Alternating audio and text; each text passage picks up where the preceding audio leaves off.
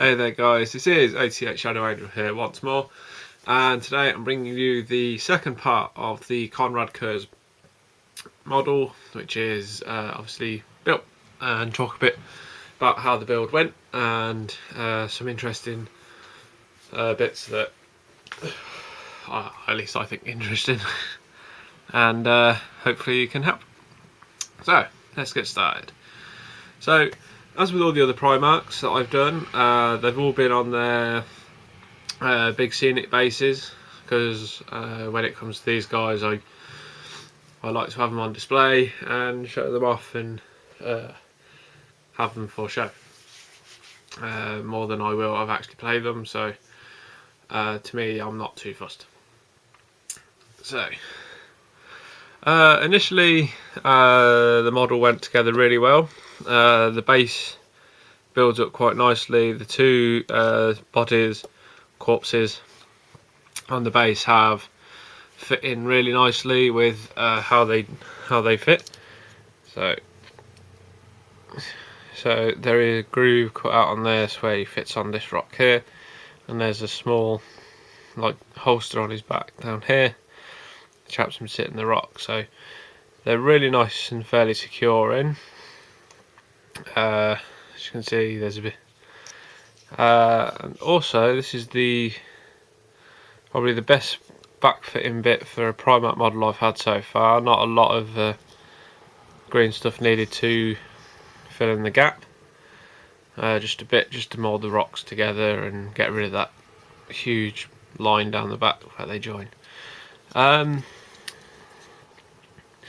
And then on to Curze himself. Curze was fairly nice and simple to put together. The arms fit in quite nicely, and obviously the head, shoulder pads and the cape all go really together really nicely.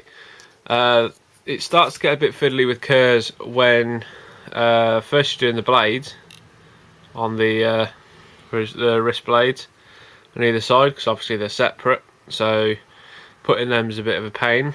I found a bit of a pain with the right hand as well, because it comes in two bits, but fairly simple. It's just a case of small resin, small bits of resin, and only a small area to fit it into. So yeah, so I've kind of gone with the, I suppose, more traditional pose for Curze, with the head looking down and giving him that really somewhat sinister look to it. So almost like he's looking down in somewhat arrogance, I suppose, down at the two corpses on the base.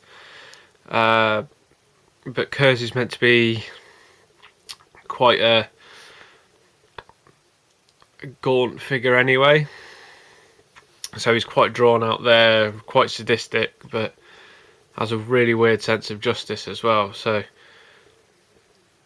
you know, in terms of how he rules over man, in terms of he prefers fear over anything else. And so yeah, so apart from that, I mean, other than that, I mean, it's an absolutely fantastic model. I mean, you just have to look at this to just feel awe-inspired. Now, obviously, I've had this set up on my shelf next to my other Primarchs for the day, just to let everything dry, so let all the green stuff and super glue and everything dry properly. And in all honesty, I don't think Curze is really that tall, or at least not as tall as I thought he'd be. Because obviously, if you take him off the big archway that he stood upon, he does look quite I wouldn't say small, but small for a Primarch then. Especially because he's next to Vulcan. So, but I'll show you that in the next vid. So there you go, guys. Just a fairly briefish, quick talk about the build and things like that. And there's a couple of ideas of what I want to do next for the vids. I may show how I do the dark blue for the armour, as well as maybe a couple other bits and pieces as well. What else is there? Oh yeah, the video for the Dread book reviews, I believe, will be next, or at least be very soon. I'm just compiling a few notes and bits, and I think it's for now I can present that. And so yeah, so things are moving, put it that way. So there you go, guys. Thanks again. Thank you again for the views. Thank you for the subscriptions, the likes, and comments and messages. Thank you so much. And I shall catch you next time, guys. Thank you again, and stay safe. See you later.